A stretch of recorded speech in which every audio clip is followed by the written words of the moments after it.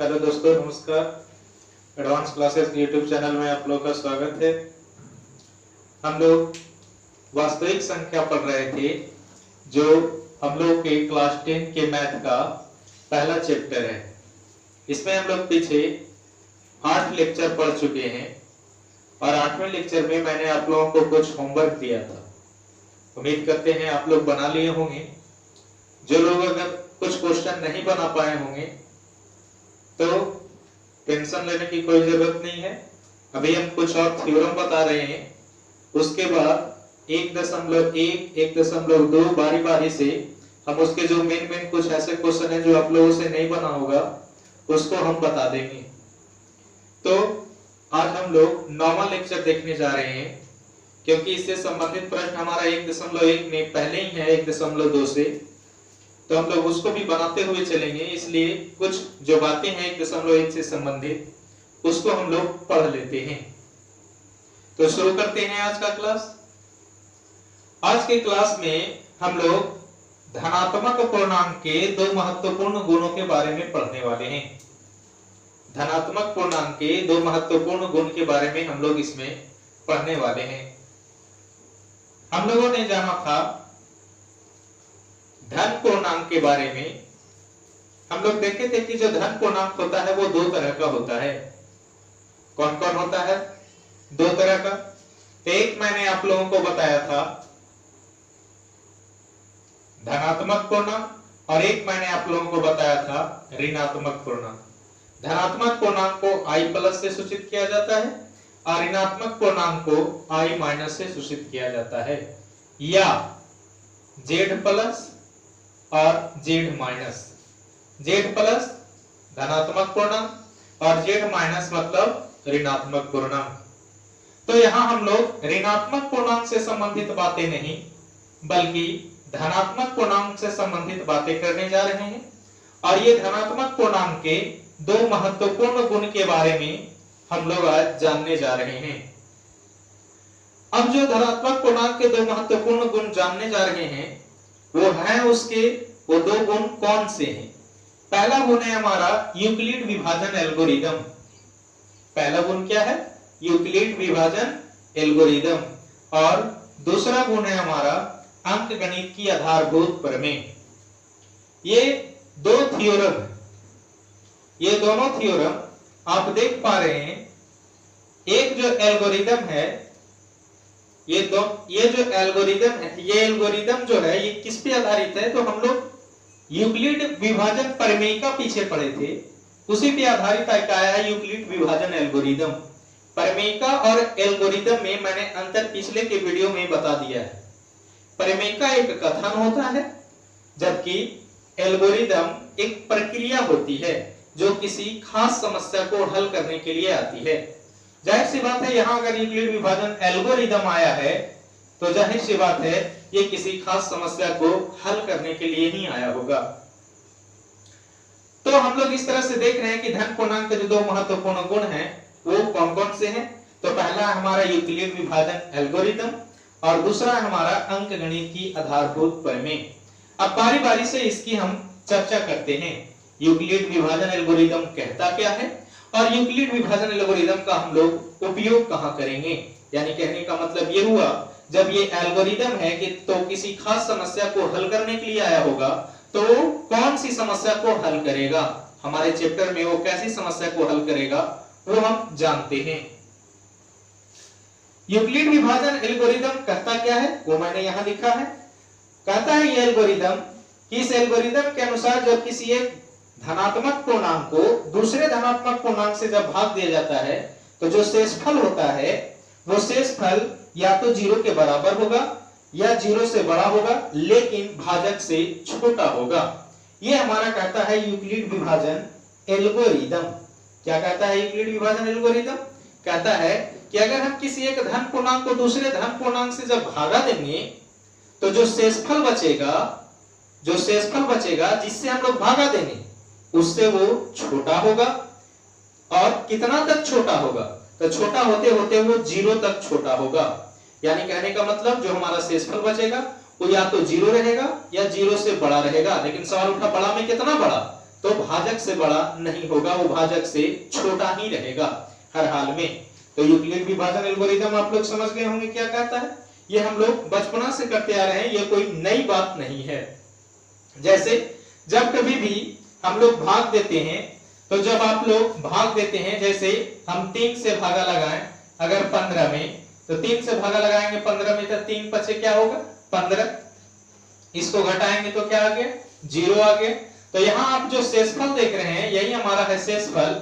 ये जो आप शेषफल देख रहे हैं ये कितना आ गया 0 आ गया।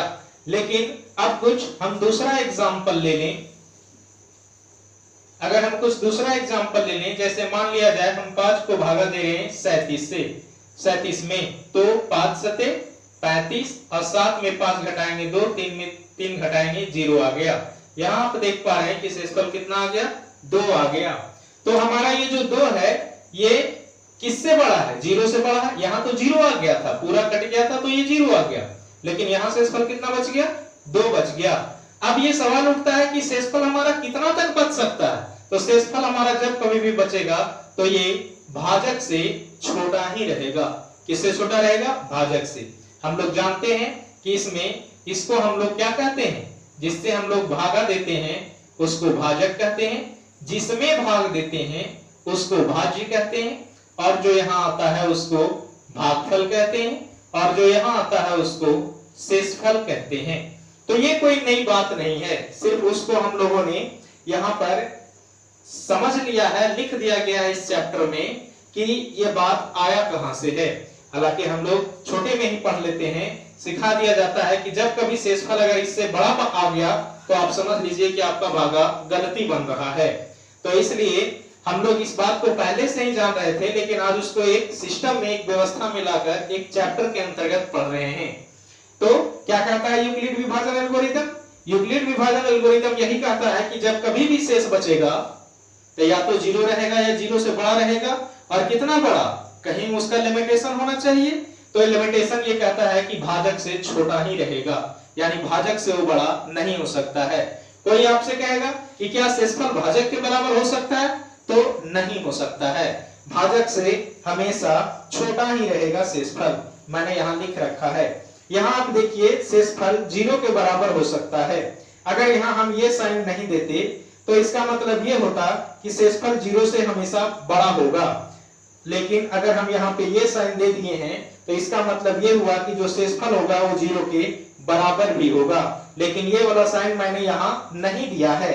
अगर हम यहाँ पे बराबर का साइन दे देंगे तो इसका मतलब ये हो जाएगा कि ये जो शेषफल होगा ये भाजक के बराबर भी हो जाएगा, लेकिन ऐसा होता नहीं है, इसलिए हमने यहाँ पे बराबर का साइन नहीं दिया है।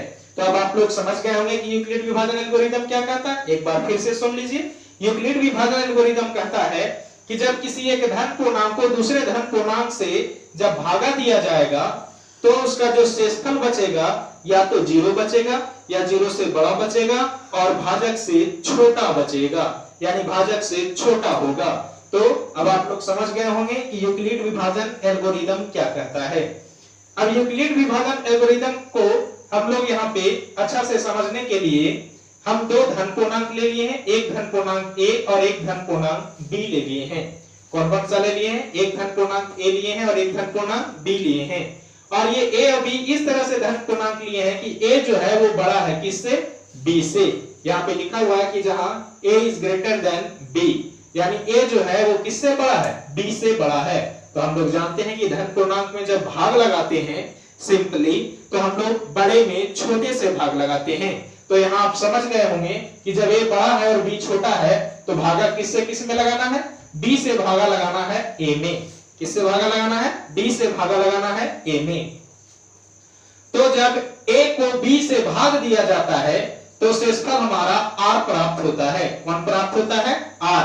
और r इस प्रकार प्राप्त होता है कि r जो होगा वो या तो 0 के बराबर या 0 से बड़ा और b से छोटा होगा। वही बात फिर से यहाँ पे आ गया है। आप लोग देख रहे होंगे कि ये जो मैंने पीछे बात बताया था यही बात फिर से यहाँ पे आ गया है। तो इसी को हम 2 संख्या लेकर के वहां पे समझाने का कोशिश किए हैं कि वो कैसे आता है। हालांकि हम लोग इस बात को और समझेंगे अभी इधर में। अब इसको आगे देख लेते हैं। मैंने यहाँ लिख दिया, पहले भी बताया कि यूक्लिड विभाजन एल्गोरिदम जो है यूक्लिड विभाजन प्रमेयिका पर आधारित होता है। यूक्लिड विभाजन प्रमेयिका में भी कुछ ऐसा बात हम लोग पढ़े थे। आप लोग अगर पिछला वीडियो देखे होंगे तो आप लोगों को याद होगा, उसमें मैंने यूक्लिड विभाजन प्रमेयिका के बारे में बताया था। और यूक्लिड विभाजन प्रमेयिका कहता था कि अगर किसी दो धनात्मक पूर्णांक को एक दूसरे से भाग दिया जाता है तो उसमें दो और धनात्मक पूर्णांक उपस्थित हो जाते हैं, और वो हमारा और दो धनात्मक पूर्णांक कौन था, Q था और R था, जहां पे जो R होता है वो इस कंडीशन में होता है। तो हम लोग देख रहे हैं कि ये बातें वहां भी हम लोग पढ़े थे और ये बातें हम लोग यहाँ भी पढ़ रहे हैं। तो यहाँ जो आप R देख पा रहे हैं वो ठीक यूक्लिड विभाजन प्रमेयिका के अनुसार ही देख पा रहे हैं, इसलिए यहाँ पे मैंने बताया है कि यूक्लिड विभाजन एल्गोरिदम जो है यूक्लिड विभाजन प्रमेयिका पर ही आधारित होता है, ये इसी पर आधारित होता है। अब सवाल उठा कि सर यूक्लिड विभाजन एल्गोरिदम हम लोग पढ़ क्यों रहे हैं, क्या फायदा होगा इसका? तो इसका फायदा ये है कि इस चैप्टर में यूक्लिड विभाजन एल्गोरिदम के सहारे हम लोग HCF निकालने वाले हैं। क्या निकालने वाले हैं? HCF आप लोग बचपन में भी निकालने के लिए सीखे होंगे, और यहाँ भी हम लोग यूक्लिड विभाजन एल्गोरिदम की सहायता से HCF निकालेंगे। सवाल उठता है कि अब यूक्लिड विभाजन एल्गोरिदम से HCF कैसे निकलता है, तो इसके ऊपर तो हम लोग चर्चा करेंगे। यूक्लिड विभाजन एल्गोरिदम के अनुसार HCF कैसे निकाला जाता है। अगर किसी विद्यार्थी को यहाँ पे और शक रह गया है तो हम यहाँ पे थोड़ा सा और एग्जांपल दे रहे हैं। आप लोग इस बात को समझ लीजिए कि R जो है वो 0 से बड़ा या बराबर कैसे बचता है और B से छोटा कैसे होता है। तो आप लोग इसका स्क्रीनशॉट ले लीजिए या वीडियो को स्टॉप करके और लिख लीजिए इसको, उसके बाद हम आगे बढ़ते हैं।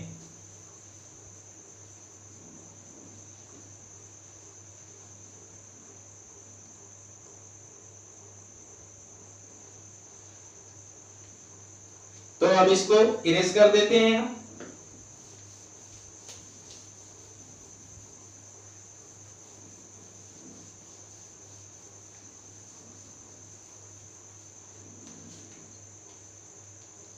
अब और कुछ एग्जांपल लेकर के समझ लिया जाए कि वाकई में हमारा जो शेषफल होता है वो भाजक से छोटा होता है कि नहीं, या 0 के बराबर या 0 से बड़ा होता है कि नहीं। तो चलिए समझते हैं। जैसे हम दो धन पूर्णांक ले रहे हैं, आप लोग कोई भी दो धन पूर्णांक ले सकते हैं। जैसे हम ले लिए 12 और 25, 12 और 25। अब जो है इसमें बड़ा कौन है हमारा, 25 जो है 12 से बड़ा है। भागा किससे किस में देंगे, 25 से भागा देंगे 12 में। आप लोग दे सकते हैं 12 से भागा जब भी देंगे हम लोग 25 में तो 12 दूना 24, शेष कितना बच गया, 1 बच गया। अब आप लोग इस 1 को देखिए, यही हमारा क्या है, R है, यानी शेषफल है। अब आप लोग इस शेषफल को देखिए कि ये जो शेषफल है ये हमारा भाजक से छोटा है कि नहीं। भाजक से बिल्कुल छोटा है, ये 1 है और ये 12 है। तो यहाँ पे हम लोग लिख सकते हैं कि यहाँ जो शेषफल है कितना, 1, यहाँ जो शेषफल हमारा 1 है ये 0 से बड़ा और भाजक से छोटा है। आप लोग देख पा रहे हैं यहाँ कि ये जो हमारा शेषफल 1 है वो क्या है, 0 से बड़ा है और भाजक से छोटा है। तो यूक्लिड विभाजन एल्गोरिदम कहता भी यही है कि जो शेषफल होगा वो किससे छोटा होगा, भाजक से छोटा होगा, और 0 से बड़ा होगा या 0 के बराबर होगा। अब एक दूसरा एग्जांपल आप लोग देख लें। कोई भी आप लोग दो धनात्मक पूर्णांक ले लीजिए। जैसे मान लिया जाए कि हम ले लिए दूसरा 8 और 36। तो यहाँ पे 36 जो है वो बड़ा है, 8 जो है वो छोटा है। तो 8 से भागा देंगे 36 में, तो 8 चौके 32, यहाँ शेष कितना बच गया, 4। अब यहाँ पे शेष हमारा 4 बच गया। तब आप देखिए इस 4 को कि 4 भाजक से छोटा है कि नहीं। यहाँ पे भाजक हमारा कौन है, 8 है। अब आप देखिए 4 को, ये जो 4 है ये किससे छोटा है, भाजक से छोटा है। आप ऐसा लिख सकते हैं, ये हमारा शेषफल हो गया। ये शेषफल किससे छोटा यहां नजर आ रहा है, भाजक से। तो यही बात हमको सिखाता है कौन, यूक्लिड विभाजन एल्गोरिदम। यूक्लिड विभाजन एल्गोरिदम जो है वो यही बात सिखाता है। अब हम लोग इसके अगले लेक्चर में देखेंगे कि यूक्लिड विभाजन एल्गोरिदम का उपयोग करके हम लोग दो धनात्मक संख्याओं का महत्तम समापवर्तक कैसे निकालते हैं। इसकी चर्चा हम लोग अगले वीडियो में करेंगे। तो इस लेक्चर के लिए इतना ही, मिलते हैं फिर अगले वीडियो में।